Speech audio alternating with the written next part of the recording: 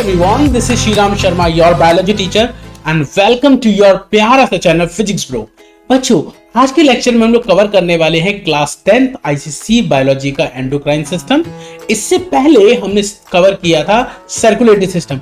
अगर किसी बच्चे का वो चैप्टर मिस हो गया है तो उसका लिंक आई बटन और डिस्क्रिप्शन बॉक्स में दे रखा है, आप वहां से जाके उसको कवर कर सकते हैं। चलिए तो आगे बढ़ते हैं। देखिए, सबसे पहले हम देखेंगे एंडोक्राइन सिस्टम होता क्या है। बच्चों, एंडोक्राइन सिस्टम बना होता है बहुत सारी एंडोक्राइन ग्लैंड से, और ये एंडोक्राइन ग्लैंड हार्मोन बनाकर बॉडी की एक्टिविटी को कंट्रोल करती हैं। क्या करती हैं? बॉडी की एक्टिविटी को कंट्रोल करती है।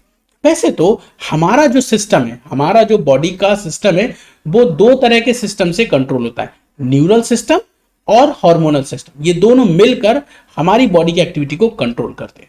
ठीक है, तो फिलहाल बात करते हैं एंडोक्राइन सिस्टम की। क्या होता है एंडोक्राइन सिस्टम? बच्चों, आगे बढ़ने से पहले एक इंफॉर्मेशन, आप जो ये लेक्चर पढ़ रहे हैं, इससे पहला जो लेक्चर आपने पढ़ा है, उन सब के नोट्स इस फिजिक्स प्रो ऐप पर आपको मिल जाएंगे।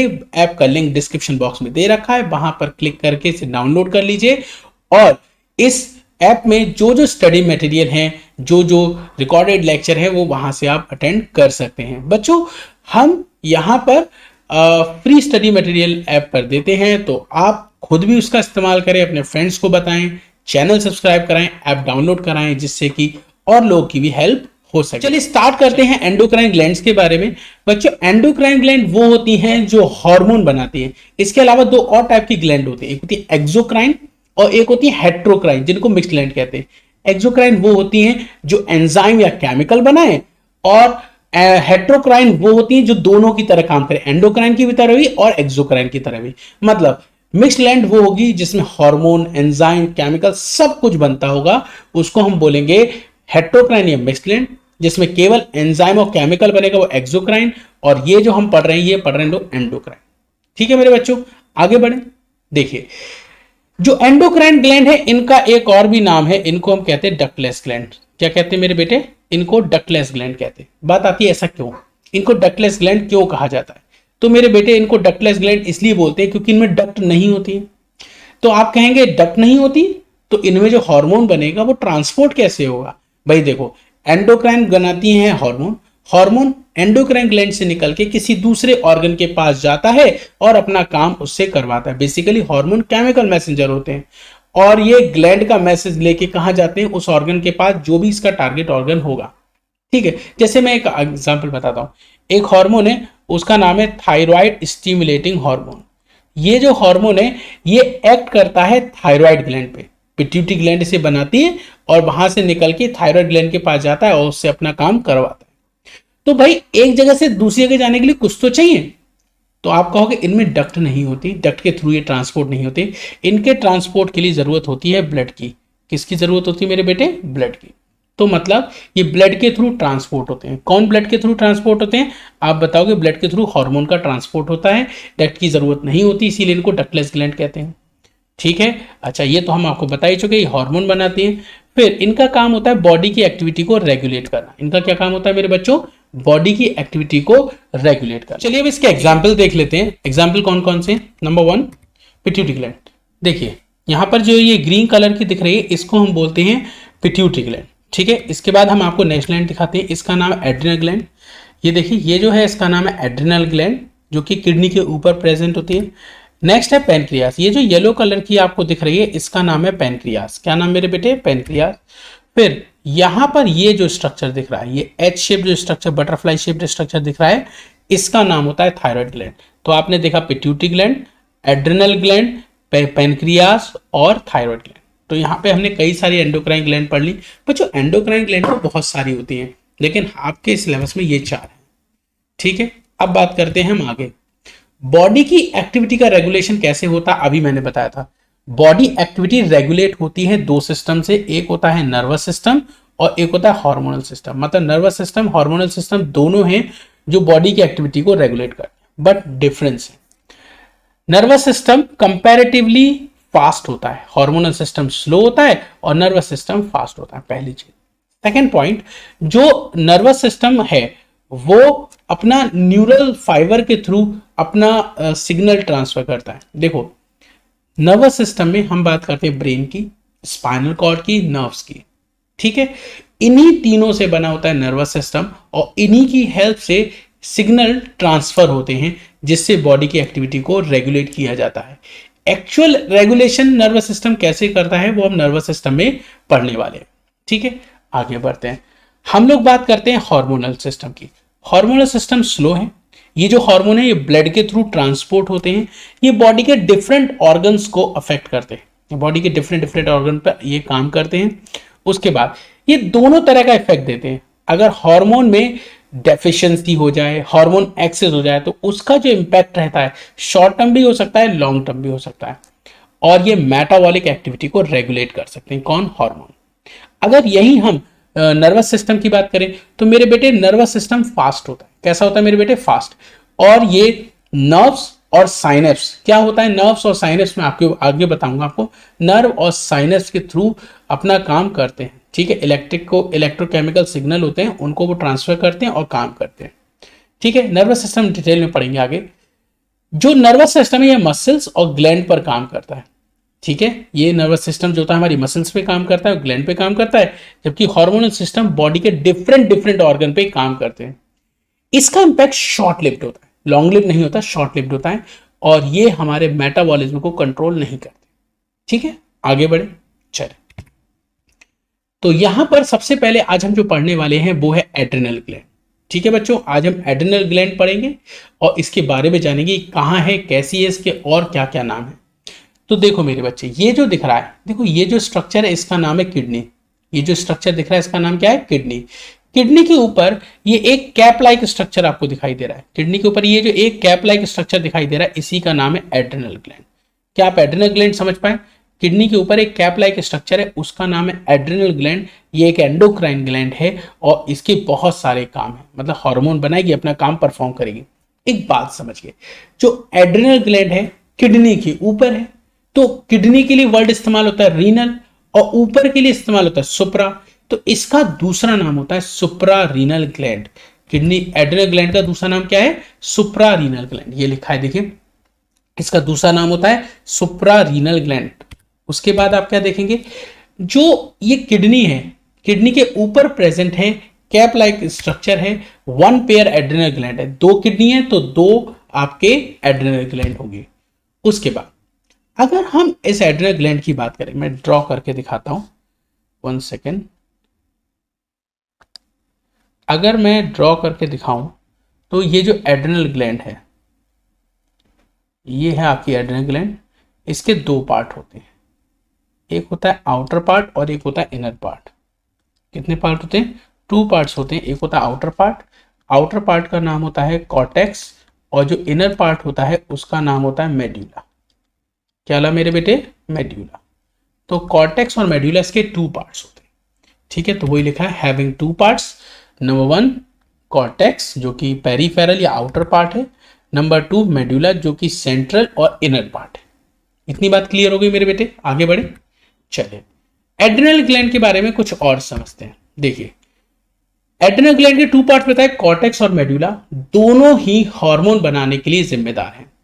चाहे एड्रिनल कॉर्टेक्स हो चाहे हो एड्रिनल मेड्यूला, ये दोनों ही हार्मोन बनाने के लिए जिम्मेदार होता है, मतलब दोनों से ही हार्मोन बनके तैयार होते हैं। अब यहां पर मैं आपको 3 टाइप्स के हार्मोन बताऊंगा।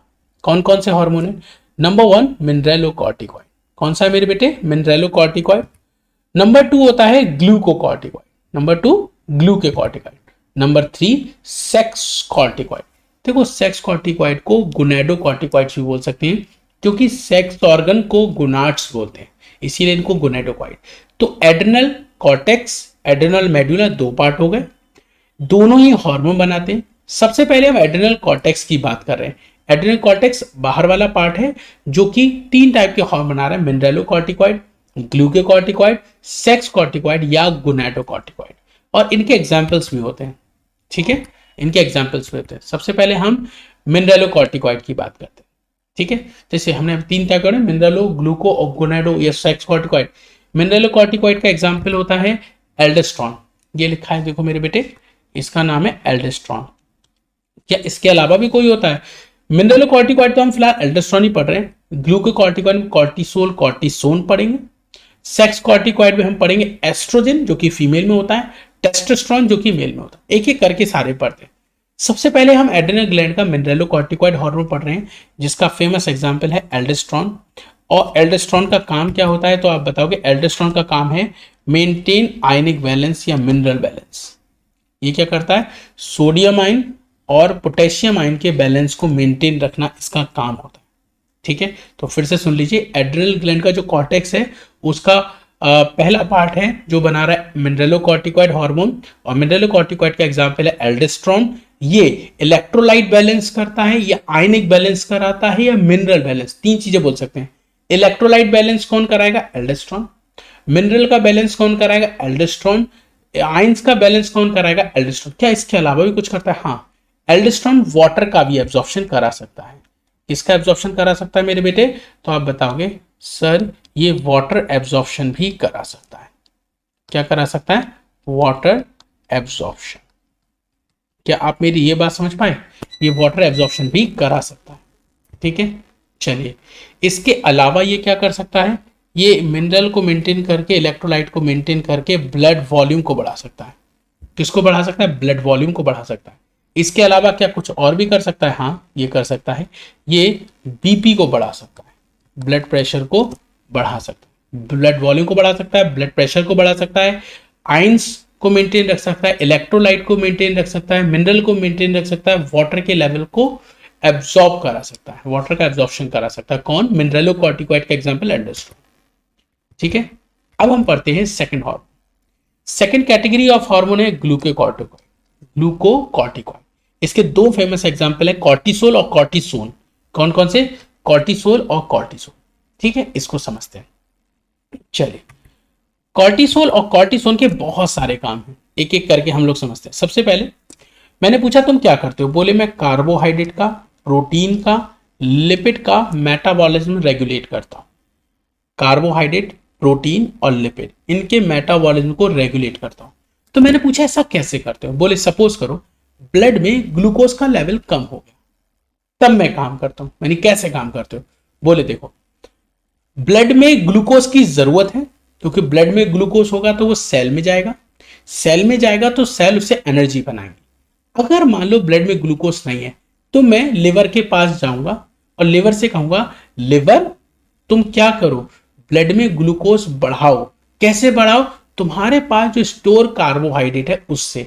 तो पूछा गया लिवर के पास जो स्टोर कार्बोहाइड्रेट है उसका नाम क्या है, ग्लाइकोजन। तो देखो लिवर के अंदर जो ग्लाइकोजन है वो टूटेगा और उसके टूटने से बनेगा ग्लूकोज, और जब ग्लूकोज बनेगा तो ब्लड में ग्लूकोज का लेवल इंक्रीज हो जाएगा। एक चीज तो ये। फिर पूछा अरे भाई कॉर्टिसोल एक बात बताओ, ब्लड में जितना ग्लूकोज चाहिए उतना तो हमें मेंटेन रखना पड़ता है। तुम गए लिवर के पास, उससे कहा ग्लाइकोजन तोड़ो, ग्लूकोज बना दो, हो गया काम। मान लो मैंने 10 दिन तक खाना नहीं खाया और 10 दिन के अंदर जितना भी ग्लाइकोजन लिवर में स्टोर था वो खर्च हो गया। अब ये कैसे मेंटेन करेगा, तो ये कहेगा उसके बाद जो लिवर, जो हमारी मसल्स हैं, हमारी जो मसल्स हैं उनके आसपास, हमारे जो एडिपोज टिश्यू उनके आसपास, बॉडी के अंदर जो ऑर्गन है उनके आसपास प्रेजेंट होता है लिपिड। क्या प्रेजेंट होता है मेरे बेटे, आप बताओगे लिपिड। लिपिड मतलब फैट। तो इस फैट को कन्वर्ट करा जाएगा ग्लूकोज में। मैंने कहा ये कौन कराएगा, बोले ये कॉर्टिसोल ही करवाएगा।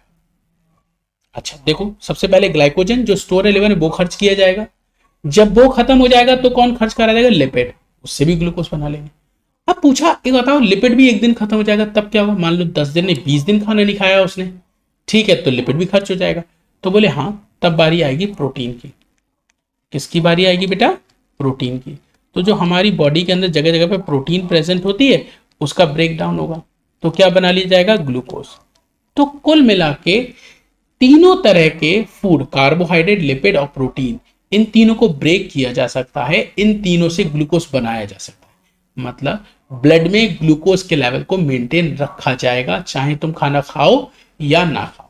क्या इतनी बात आपको क्लियर हो गई, आगे बढ़े हम। चले, तो इसी को बोलते हैं regulation of carbohydrate, protein, lipid, metabolism. चलिए अब आगे समझते हैं, ठीक है। अच्छा एक चीज अगर आपसे पूछ लें, अगर मान लो कोई व्यक्ति है जो प्रोलॉन्ग फास्टिंग में है, मतलब एक लंबे समय से उसने खाना नहीं खाया है, तो उसमें फूड किस फॉर्म में कंज्यूम होगा, मतलब किस सीक्वेंस में कंज्यूम होगा। सबसे पहले वो सारा कार्बोहाइड्रेट खर्च करेगा, जब वो भी खत्म हो जाएगा तब लिपिड खर्च करेगा, जब वो भी खत्म हो जाएगा तो प्रोटीन। जैसे बच्चों देखा नहीं, कोरोना का टाइम आया, लोगों की नौकरी चली गई, तो उनने क्या करा, पहले जो घर में सेविंग है वो खर्च करी, जब वो खत्म हो गया तो बैंक से सेविंग थी वो खर्च करी, जब वो बैंक की सेविंग भी खत्म हो गई तो जो एफडीज थी उनको तोड़ा, उनसे अपना घर चलाया, है ना। तो यही होता। चलिए नेक्स्ट देखते हैं। नेक्स्ट क्या है, इन सभी तरीके से ये कर क्या है, ब्लड में ग्लूकोज के लेवल को राइज कर रहा है। और अगर कोई हार्मोन ब्लड में ग्लूकोज के लेवल को राइज करता है तो उसको हाइपर ग्लाइसेमिक हार्मोन बोलते हैं। क्या बोलते हैं मेरे बेटे, हाइपर हाइपर ग्लाइसेमिक। हाइपर मतलब ज्यादा, ग्लाइसेमिक मतलब ग्लूकोज। जो ब्लड में ग्लूकोज का लेवल बढ़ा दे उसे हाइपर ग्लाइसेमिक बोलते हैं, और जो ब्लड में ग्लूकोज का लेवल कम कर दे उसे हाइपोग्लाइसेमिक बोलते हैं। जैसे insulin hormone, pancreas insulin hormone बनाती है, वो ब्लड में ग्लूकोज के लेवल को कम कर देता है। क्लियर हो गया, आगे बढ़े। चलिए, इसके अलावा जो ये कॉर्टिसोल है ये एक एंटी इंफ्लेमेटरी हार्मोन की तरह भी काम करता है। मान लो कभी आपकी बॉडी में कहीं पर इन्फ्लेमेशन हो गया, इन्फ्लेमेशन मतलब स्वेलिंग आ गई, इन्फेक्शन हो गया किसी चीज का। अगर आपको किसी चीज से इन्फेक्शन हो गया है, वहां पर स्वेलिंग आ जा रही है, इन्फ्लेमेशन हो जा रहा है, तो वहां पर ठीक करने की जिम्मेदारी कॉर्टिसोल लेता है। तो कॉर्टिसोल उस इन्फ्लेमेशन से बचाता है, मतलब एंटी इन्फ्लेमेटरी हार्मोन की तरह काम करेगा। नेक्स्ट है इम्यूनो सप्रेसेंट की तरह काम करता है। इम्यूनो सप्रेसेंट की मतलब क्या है, आपके इम्यून सिस्टम को सप्रेस करेगा। देखो, इम्यून सिस्टम को सप्रेस करने की जरूरत क्या है, इम्यून सिस्टम तो स्ट्रांग रहना चाहिए, सप्रेस नहीं होना चाहिए, वरना तो हमें बीमारी लग जाएंगे। देखो, जब हमारी बॉडी के सारे एंटीजन, देखो हमारे एटमॉस्फेयर में बहुत सारे जर्म्स बैक्टीरिया प्रेजेंट है, हमारी बॉडी उसको एंटीजन मानती है, दुश्मन मानती है। जैसे ही वो जर्म्स बैक्टीरिया हमारी बॉडी में आते हैं, हमारी बॉडी कहती है दुश्मन आ गया, चलो इसको मारते हैं। क्या करते हैं, चलो इसको मारते हैं। तो मारने के लिए एंटीबॉडी बनाती है हमारी बॉडी। जब सारे एंटीजन मर जाते हैं तो क्या करा जाता है, जब सारे एंटीजन मर जाते हैं तो एंटीबॉडी को शांत किया जाता है, भाई अब रिलैक्स हो जाओ, तुम सप्रेस हो जाओ, सारे एंटीजन तुमने मार दिए हैं। ठीक है, एक दूसरी कंडीशन, जब कभी ऑर्गन ट्रांसप्लांटेशन करना होता है, मान लो मेरी किडनी खराब हो गई तो मैं किसी डोनर से एक किडनी लेके आऊंगा, अपने लगवाऊंगा। तो जब मैं किसी का ऑर्गन लगवाता हूं ना अपनी बॉडी में, तो हमारी बॉडी उसको भी दुश्मन मानती है। तो कहीं ऐसा ना हो एंटीबॉडी उसको भी खत्म कर दे, एंटीबॉडी उस ऑर्गन को भी खत्म ना कर दे, इसीलिए इम्यूनोसप्रेसेंट देना पड़ता है। ये बहुत ही फेमस इम्यूनोसप्रेसेंट है। वैसे तो कॉर्टिसोल की बात हो रही है, तो ये मैं बता रहा हूं, बस आप याद मत करना, कोई जरूरत नहीं है इसकी, 12th में जरूरत पड़ेगी। साइक्लोस्पोरिन, एक है साइक्लोस्पोरिन ए। तो जो साइक्लोस्पोरिन है ये एक इम्यूनोसप्रेसेंट है, जो उन लोगों को दिया जाता है जिनका ऑर्गन ट्रांसप्लांटेशन कराना पड़ता है। मान लो मेरी किडनी खराब हुई तो मैंने ऑर्गन किडनी लगवाई, तो ये मैंने कराया ऑर्गन ट्रांसप्लांटेशन। तो उस समय पर मुझको ये दवा दी जाएगी, कहीं ऐसा ना हो मेरा इम्यून सिस्टम उस ऑर्गन को डिस्ट्रॉय कर दे। तो ये इम्यून सप्रेसेंट की तरह ये भी काम करता है, कॉर्टिसोल और साइक्लोस्पोरिन दोनों, वो ड्रग है, ये हार्मोन है जो हमारी बॉडी में ही बनता है। उसके बाद ये बॉडी को स्ट्रेस कंडीशन से बचाता है, ये बॉडी को स्ट्रेस कंडीशन से बचाता है, इसीलिए इसको हम स्ट्रेस हार्मोन भी कहते हैं। क्वेश्चन आता है स्ट्रेस हार्मोन किसे बोलते हैं और इमरजेंसी हार्मोन किसको बोलते हैं। इमरजेंसी हार्मोन मैं आगे पढ़ाऊंगा, यही ग्लैंड है जो उसको भी बनाती है। और स्ट्रेस हार्मोन कौन सा है, कॉर्टिसोल। ये क्या करता है, ये एक्सट्रीम हीट वाली कंडीशन में, एक्सट्रीम कोल्ड की कंडीशन में बर्न्स हो जाते हैं, जलन हो जाती है बॉडी में, या किसी का इन्फेक्शन हो जाता है, तो उस समय पर ये बचाता है। ठीक है, तो कॉर्टिसोल स्ट्रेस कंडीशन से या एडवर्स कंडीशन से भी हमारे लिए प्रोटेक्ट करता है, इसीलिए इसको स्ट्रेस हार्मोन भी कहते हैं। तो कॉर्टिसोल के बारे में क्या क्या जाना, पहला कार्बोहाइड्रेट प्रोटीन लिपिड मेटाबॉलिज्म, दूसरा ब्लड में ग्लूकोज के लेवल को बढ़ा रहा है इसलिए हाइपरग्लाइसेमिक, तीसरा एंटी इन्फ्लेमेटरी मतलब इन्फ्लेमेशन से बचाएगा, इम्यूनोसप्रेसेंट है मतलब इम्यून सिस्टम को पार्शियली सप्रेस करेगा, पूरा नहीं थोड़ा सप्रेस करेगा। फिर बताया कि ये स्ट्रेस से बचाता है इसलिए इसको स्ट्रेस हार्मोन भी बोलते हैं। ठीक है, इतनी बातें के लिए बहुत चीजें हैं बताने के लिए, लेकिन ये कुछ मेन पॉइंट है। अब हम पढ़ते हैं नेक्स्ट हार्मोन। नेक्स्ट हार्मोन क्या है, सेक्स कॉर्टिकॉइड। बच्चों यहाँ पर आप दो सेक्स हार्मोन देख रहे हो, एक का नाम है टेस्टोस्टेरोन, मेल में होता है, एक होता है एस्ट्रोजन। टेस्टोस्टेरोन किसका हार्मोन है, मेल का, और एस्ट्रोजन किसका हार्मोन है, फीमेल का। ये दोनों सेक्स हार्मोन होते हैं, ठीक है, और इनका काम होता है सेकेंडरी सेक्सुअल कैरेक्टर को डेवलप करना। क्या काम होता है? Responsible for the development of secondary sexual characters. किसको डेवलप कर रहा है? Secondary sexual characters. अब ये सेकेंडरी सेक्सुअल कैरेक्टर्स क्या होते हैं? देखो, जब बच्चा छोटा होता है तो पता ही नहीं लगता वो लड़का है लड़की। जैसे मान लो होता नहीं था कि जब आप बहुत छोटे थे, मम्मी आपको पार्टीज में ले जाती थी, तो लोग पूछते थे आपका बच्चा है, आपका बच्चा है? मम्मी कहती हाँ मेरा बच्चा है, ठीक है। फिर अगला क्वेश्चन होता था बेटा है बेटी है? तो मम्मी कहती थी बेटा है या बेटी है, ऐसे बोलती थी। मम्मी पार्टीज में आपको आज भी ले जाती है, मम्मी पार्टीज में आपको आज भी ले जाती है, लेकिन आज लोग ये तो पूछते हैं आपका बच्चा है, आपका बच्चा है, लेकिन ये कोई नहीं पूछता लड़का है लड़की। आज आपको देख के कोई भी कह देगा आप लड़के हो, लड़कियों को देख के कोई भी कह देगा आप लड़की हो। क्यों मेरे बच्चों? लड़का लड़की आप बाहर से देख के बता सकते हो ना, ठीक है। तो ये जो चेंज हुए हैं आपके अंदर, ये सेकेंडरी सेक्सुअल कैरेक्टर है, मतलब चेहरे का बदल जाना, ठीक है। आपका चेस्ट ब्रॉड हो जाना लड़कियों में, पेल्विक गर्डल का ब्रॉड हो जाना, सॉरी चेस्ट का ब्रॉड हो जाना लड़कों में, और पेल्विक गर्डल का ब्रॉड हो जाना लड़कियों में। लड़कों की आवाज भारी हो जाना, लड़की की आवाज पतली रहना, मधुर हो जाना। लड़कों के दाढ़ी मूछे आ जाना, एक्सिलरी हेयर, प्यूबिक हेयर बच जाना, ये सब सेकेंडरी सेक्सुअल कैरेक्टर है। ये सेक्स हार्मोन की वजह से ही डेवलप होते हैं आफ्टर प्यूबर्टी एज। अब ये प्यूबर्टी एज क्या है? ये वो एज है जब हमारे अंदर रिप्रोडक्शन की क्षमता आ जाती है, डेवलपमेंट की कैपेबिलिटी आ जाती है, सॉरी रिप्रोडक्शन की कैपेबिलिटी आ जाती है, जब हम रिप्रोड्यूस कर सकते हैं, अपना बेबी प्रोड्यूस कर सकते हैं, तो उस कैपेबिलिटी को प्यूबर्टी बोलते हैं। अब ये प्यूबर्टी हर एक में अलग अलग होती है, लेकिन ह्यूमन में ऑन एन एवरेज क्या होती है? फीमेल में 10 और 11, और ऐसे ही 10 और 11 मेल की भी होती है, अप्रॉक्स होता है ये, ठीक है। अब कोई जरूरी नहीं इसी एज में बेबी हम प्रोड्यूस करें, हाँ हमारे अंदर क्षमता डेवलप हो गई, कैपेबिलिटी डेवलप हो गई, प्रोड्यूस तो हम काफी समय बाद करेंगे, ठीक है। आगे बढ़े तो यहां पर हमारे कॉर्टिकल हार्मोन कंप्लीट हो गए। अब हम उनसे रिलेटेड डिसऑर्डर्स पढ़ेंगे। कॉर्टिकल हार्मोन जो भी थे हमारे यहाँ पे कंप्लीट हो गए, हम उसके डिसऑर्डर देखें। बहुत ही फेमस डिसऑर्डर है एडिसन डिसीज। ये देखिए ये लिखा है पहला डिसऑर्डर एडिसन डिसीज। इसके बारे में देखिए क्या क्या जानेंगे। इस बीमारी के होने का कारण क्या है? देखो, एक हार्मोन भी पढ़ाया था मेंडेलोकॉर्टिकॉइड एल्डोस्टेरोन, एक ग्लूकोकॉर्टिकॉइड पढ़ाया था, नाम था इसका कॉर्टिसोल। ये जो दोनों हार्मोन है मेरे बच्चों, इन दोनों हार्मोन की डेफिशिएंसी से, इन दोनों हार्मोन की कमी होने से आपको एडिसन डिसीज कॉज होती है। एडिसन डिसीज क्यों होती है? आप बताओगे एल्डोस्टेरोन हार्मोन कम हो गया या कॉर्टिसोल हार्मोन का लेवल अगर हमारे अंदर कम हो गया, तो इन दोनों हार्मोन की कमी से एडिसन डिसीज हो गई। अब इस बीमारी में होता क्या? देखो मेरे बेटे, जो इन हार्मोन का काम है वो काम नहीं हो पाएगा। भाई अगर मैं तुम्हारे घर नहीं आया तो जो मैं काम करता वो नहीं करूंगा, क्लियर है ना।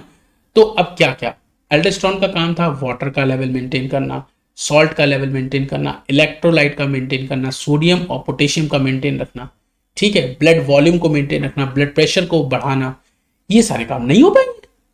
कॉर्टिसोल का काम था ग्लूकोज का लेवल मेंटेन रखना, ब्लड में नहीं हो पाएगा, ठीक। तो जाहिर सी बात है, अब देखो अगर इन हार्मोन की कमी हो गई तो ब्लड में ग्लूकोज कम रह जाएगा, तो एनर्जी कम रहेगी, ठीक है। इसके अलावा स्किन डार्क होने लगेगी, स्किन पिगमेंटेशन होगा।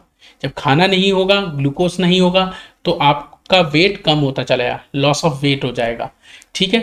अब कॉर्टिसोल का काम था ब्लड ग्लूकोज के लेवल को बढ़ाना, अब वो है नहीं, तो ब्लड का ग्लूकोज का लेवल कम हो जाएगा, ठीक है। आप कोल्ड के लिए, पेन के लिए ज्यादा सेंसिटिव हो जाएंगे और बहुत जल्दी आपको इन्फेक्शन हो जाएगा, क्योंकि यही तो थे जो ये काम कर रहे थे। आपका ब्लड प्रेशर थोड़ा डाउन रहेगा, आपके अंदर वाटर का लेवल मेंटेन ही रहेगा, सॉल्ट का लेवल मेंटेन ही रहेगा। क्लियर हो गया एडिसन डिसीज। आगे बढ़ते हैं। तो अब हम आगे देखेंगे, हम लोग अब पढ़ रहे हैं एक नया डिसऑर्डर जिसका नाम है कुशिंग सिंड्रोम। क्या पढ़ रहे हैं मेरे बेटे? Cushing syndrome. एडिसन, कॉर्टिसोल और कॉर्टिसोल हार्मोन और दूसरा क्या था एल्डोस्टेरोन, उन दोनों की डेफिशिएंसी से हो रहा था। और कुशिंग सिंड्रोम कैसे होगा? ये कॉर्टिसोल हार्मोन के एक्सेस से होगा। वहां पर डेफिशिएंसी थी, यहां पे एक्सेस है। कॉर्टिसोल हार्मोन का ओवर सिक्रीशन होने से ये बीमारी होती है। अगर कॉर्टिसोल हार्मोन बहुत ज्यादा हो गया तो क्या होगा? Loss of energy. अब आप कहोगे ऐसा क्यों होता है? भाई ज्यादा खाने से भी एनर्जी होती है। अगर ब्लड में ज्यादा ग्लूकोज का लेवल बढ़ने लगेगा तो भी होगी। जैसे मैं एग्जांपल बताता हूँ, एक बीमारी सुनी होगी अपने, डायबिटीज मेलाइटस। डायबिटीज मेलाइटिस में कुछ और थोड़ी होता है, ब्लड में ग्लूकोज का लेवल बढ़ जाता है, और ब्लड में ग्लूकोज का लेवल बढ़ जाएगा तो आपको थकान महसूस होने लगती है।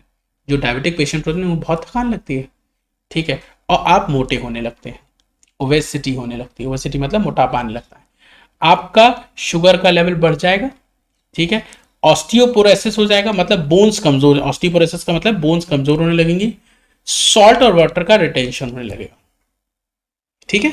तो ये सारे डिसऑर्डर सिम्टम होते हैं कुशिंग सिंड्रोम में। चलिए अब हम अगला डिसऑर्डर पढ़ते हैं। नेक्स्ट डिसऑर्डर क्या है? एड्रेनल विरलिज्म। अब यहाँ पे दो डिसऑर्डर की बात करेंगे, एड्रेनल विरलिज्म और दूसरा होता है गायनेकोमेस्टिया। देखो मैंने आपको दो सेक्स हार्मोन पढ़ाए थे, एस्ट्रोजन और androgen. Oestrogen female sex hormone है, एंड्रोजन मेल सेक्स हार्मोन।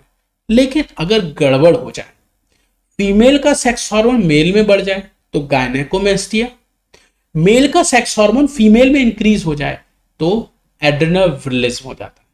समझ में आ गया?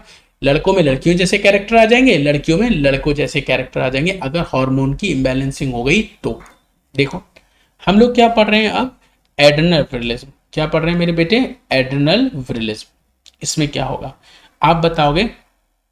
एड्रेनल ग्लैंड की ओवर ग्रोथ हो जाएगी, मतलब एड्रेनल ग्लैंड ज्यादा हार्मोन बनाने लगेगा, ठीक है। एड्रेनल ग्लैंड का जो कॉर्टेक्स है उसकी ओवर ग्रोथ की वजह से क्या होगा? फीमेल के अंदर एस्ट्रोजन हार्मोन की जगह एंड्रोजन बढ़ जाएगा। कौन सा हार्मोन? सॉरी सही बोल रहा हूं, हाँ, एंड्रोजन। फीमेल के अंदर एंड्रोजन बढ़ जाएगा और एंड्रोजन बढ़ने की वजह से मेल लाइक कैरेक्टर अपीयर हो जाएंगे फीमेल के अंदर। मेल लाइक कैरेक्टर कौन से फीमेल के अंदर? तो आप बताओगे दाढ़ी मूछों का आ जाना, बियर्ड मुस्टैचेस का आना, और मेल की तरह आवाज का भारी हो जाना, ठीक है। मेल की तरह आवाज भारी हो जाएगी, दाढ़ी मूछें आ जाएगी, ये कुछ कैरेक्टर हैं मेल जैसे जो फीमेल में डेवलप हो जाते हैं एड्रेनल विरलिज्म में, ठीक है। और अगर ये गायनेकोमेस्टिया होता तो क्या होता? तो अगर ये गायनेकोमेस्टिया होता तो मेल के अंदर फीमेल सेक्स हार्मोन बढ़ जाता। फीमेल सेक्स हार्मोन कौन सा? एस्ट्रोजन, ठीक है। एस्ट्रोजन एक फीमेल सेक्स हार्मोन है, अगर मेल में इसकी अमाउंट बढ़ जाएगा तो फीमेल जैसे कैरेक्टर मेल के अंदर डेवलप हो जाएंगे, जैसे एनलार्जमेंट ऑफ ब्रेस्ट, ठीक है। एनलार्जमेंट ऑफ ब्रेस्ट आप यहां पे महसूस कर सकते हैं, ये देखिए मेल है और इसमें फीमेल की तरह ब्रेस्ट हो गए। इसकी सर्जरी करके लिपिड को निकाला जाता है, फिर मेमोरी ग्लैंड है उसको निकाला जाता है, मैं सर्जरी भी आपको दिखवा दूंगा, ठीक है। तो सर्जरी करके इसको ठीक किया जाता है। आप चाहो तो गायनेकोमेस्टिया सर्जरी यूट्यूब पे सर्च कर सकते हो, आपको देखने को मिल जाएगी। मैं दिखा देता लेकिन थोड़ा सा ना कुछ बच्चे होते हैं जो थोड़ा डर जाते हैं, सर्जरी नहीं देख पाते, दिल कमजोर होता है, इसकी वजह से मैं नहीं दिखा रहा हूँ, ठीक है। तो गायनेकोमेस्टिया समझ में आ गया। तो बेटा हमने अभी तक क्या क्या पढ़ा? हमने एक चीज पढ़ी कि जो किडनी के ऊपर ग्लैंड है एड्रेनल ग्लैंड है, कैप लाइक स्ट्रक्चर है, इसका दूसरा नाम सुप्रारीनल ग्लैंड है। इसके दो पार्ट हैं, बाहर वाला कॉर्टेक्स, अंदर वाला मेडुला। जो कॉर्टेक्स है उसमें तीन हार्मोन, मिनरलोकॉर्टिकॉइड, ग्लूकोकॉर्टिकॉइड, गोनाडोकॉर्टिकॉइड या सेक्स कॉर्टिकॉइड, ठीक है। और इनसे रिलेटेड डिसऑर्डर पड़े, एडिसन डिसीज जो एल्डोस्टेरोन कॉर्टिसोल की एक्सेस कमी से हो रहा है, फिर कुशिंग कॉर्टिसोल के ज्यादा होने से, एड्रेनल विरलिज्म फीमेल में मेल हार्मोन बढ़ गया, गायनेकोमेस्टिया मेल में फीमेल सेक्स हार्मोन बढ़ गया, ठीक है, इसकी वजह से। अब हम बात करेंगे एड्रेनल ग्लैंड के मेडुला की, मतलब जैसे ये एड्रेनल ग्लैंड है तो उसका ये जो इनर पार्ट है इसका नाम है मेडुला। तो एड्रेनल ग्लैंड का जो मेडुला है उसमें कौन सा हार्मोन बनता है हम उसकी बात करेंगे, ठीक है। एड्रेनल मेडुला दो हार्मोन बनाता है, एक का नाम होता है एड्रेनालिन, ये लिखा है, दूसरे का नाम है नॉर एड्रेनालिन। एड्रेनालिन को एपिनेफ्रिन बोलते हैं और नॉर एड्रेनालिन को नॉर एपिनेफ्रिन बोलते हैं। ये क्वेश्चन शायद आपसे पूछ ले, एड्रेनालिन को एपिनेफ्रिन क्यों बोलते हैं? तो आप बताओगे एड्रेनालिन को एपिनेफ्रिन इसलिए बोलते हैं, एपी मतलब होता है ऊपर, नेफ्रिन वर्ड आया नेफ्रॉन से, और नेफ्रॉन होता है किडनी में, तो किडनी के ऊपर है, इसीलिए इस हार्मोन का नाम एपिनेफ्रिन रख दिया गया। और एक चीज और, वैसे अभी आपकी क्लास में नहीं दे रखा है फिर भी मैं बता दे रहा हूं आगे किसी के काम आ जाए, इसको बोलते हैं कैटेकोलामाइन। इन दोनों हार्मोन को कॉमनली कैटेकोलामाइन कहते हैं, ठीक है। फ्यूचर में आपसे अगर पूछ लिया जाए तो आप बता सको, इसलिए यहां पर इन हार्मोन का काम क्या है? देखिए, एड्रेनलिन हार्मोन आपको 3F कंडीशन के लिए एडेप्टेशन देगा। 3F कंडीशन क्या है? 3F मतलब fear, fight and flight. Fear, fight and flight. इस कंडीशन में आप कैसे अपने आप को मेंटेन रखेंगे, क्या रिस्पॉन्ड करेंगे, वो एड्रेनलिन पे डिपेंड करता है। किस पे डिपेंड करता है मेरे बच्चे? एड्रेनलिन पे। ठीक है, क्लियर हो रही है? एड्रेनल ग्लैंड का जो मेडुला है वो एड्रेनलिन बनाता है, नॉर एड्रेनलिन बनाता है। ये आपको 3F कंडीशन में बचाता है। 3F मतलब फियर, फाइट एंड फ्लाइट। ठीक है मेरे बेटे, आगे समझे? चलिए, आप एक एग्जांपल से समझिए इसी 3F कंडीशन को। मान लो अभी आपकी किसी से लड़ाई हो जाए। अगर आपकी किसी से लड़ाई हो जाए तो क्या होगा बताओ? चेहरा लाल हो जाएगा गुस्से से, हार्ट बीट बढ़ जाएगी, ब्लड प्रेशर बढ़ जाएगा, बॉडी का टेम्परेचर बढ़ जाएगा, पाइलो इरेक्शन हो जाएगा, मतलब गूज बम्स हो जाएंगे।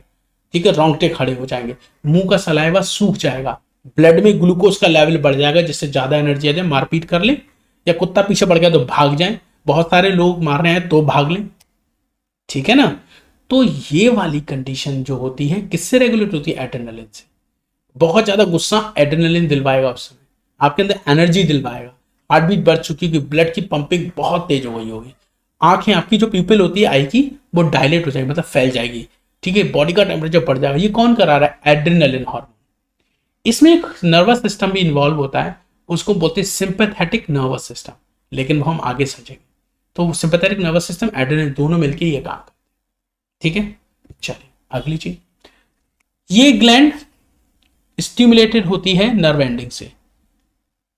Gland itself stimulated by nerve endings of autonomic nervous system.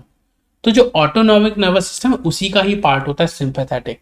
जो मैं बोल रहा था ना सिंपैथेटिक नर्वस सिस्टम, वो यही है, sympathetic nervous system. Sympathetic nervous system इसी का ही पार्ट होता है, एएनएस का, ऑटोनॉमिक नर्वस सिस्टम का, जो इसको स्टिमुलेट करता है। बताइए, इतनी बात समझ में आ गई? इतना क्लियर हो गया? चलिए अब मैं आपको एक छोटा सा वीडियो दिखाता हूं। ठीक है बच्चों? चलिए बच्चों, यहां पर हम लोग क्या देख रहे हैं? फाइटिंग सीन देख रहे हैं। क्या? बहुत सारे गुंडा पार्टी लोग आ रहे हैं और हीरो को सूंघ रहे हैं। ठीक है, एक हीरो को इतने लोग मार रहे हैं। मारना ही नहीं, सिर्फ एक किक में देखो कितनी दूर फेंक दी, एक किक में उड़ा देंगे इस पूरे हीरो को। उड़ा दिया। अब इतनी सारी एनर्जी एग्रेसिवनेस की वजह से आई है। वो एग्रेसिवनेस इस समय किसकी वजह से आई? एड्रेनलिन हार्मोन की ज्यादा, फाइटिंग केस में एड्रेनलिन ज्यादा रिलीज होता है। अब इस मूवी में बहुत मस्त सी चीज आपको देखने को मिलेगी। जो हीरो है ना, उसके पैर के पास आपको कई सारे इनहेलर लगे हुए दिख रहे हैं। देखो बहुत सारे इनहेलर पड़े, ह्यूमन, वो जो हीरो है उसके पैर के पास। इन इनहेलर की बात समझते हैं। ये जो इनहेलर है इसके अंदर एड्रेनलिन हार्मोन है। जैसे ही इसको इनहेल करेगा, इसके अंदर बहुत ज्यादा एनर्जी आ जाएगी। वो हार्मोन ब्लड से होते हुए, नर्व से होते हुए पूरी बॉडी में सर्कुलेट हो जाएगा। अब उस हार्मोन की वजह से 5 मिनट तक इसके अंदर बहुत ज्यादा एनर्जी होगी। एक पंच में ही देखो इसने पूरा का पूरा आदमी उड़ा दिया। ठीक है, तो इस इनहेलर के अंदर एड्रेनलिन है और आप खुद देखो कितनी ट्रिमेंडस एनर्जी आ गई है। अब आप कहोगे सर ये तो साउथ की मूवी है, इसमें तो कुछ भी हो सकता है। हाँ भाई, कुछ भी हो सकता है, साउथ की मूवी में कुछ भी हो सकता है, लेकिन साइंटिफिकली अगर हम बात करें तो हम उसकी बात करें। ठीक है ना? ये जो हीरो है ये उस इनहेलर के एड्रेनलिन की वजह से ऐसा कर पा रहा है। फिलहाल इस मूवी में ये दिखाया। साउथ में तो वैसे बहुत कुछ होता है, थर्माकोल के हार्ट को ट्रांसप्लांट करके लड़की को जिंदा कर लेते। अब ये देखो, इसने इनहेलर लिया, इनहेलर से हार्मोन उसके ब्लड में और नर्व्स में पहुंच गया। अब इसके अंदर इतनी एनर्जी आ गई, एक किक से हीरो को उड़ा दिया। ठीक है, तो मेरे ख्याल से आपको इतनी बात समझ में आ गई होगी। अगर आप लाइव कोर्स भी अटेंड करना चाहते हैं, फिजिक्स, केमिस्ट्री, बायो, मैथ्स सभी सब्जेक्ट का, तो वो भी यहाँ पर अवेलेबल है। ऐप डाउनलोड कर लीजिए, आप हमारा लाइव कोर्स भी ज्वाइन कर सकते हैं। ठीक है मेरे बच्चों, आज के लेक्चर में इतना ही रखते हैं। इसके आगे हम पढ़ेंगे नेक्स्ट लेक्चर में। Till then, bye bye, take care, have a nice day.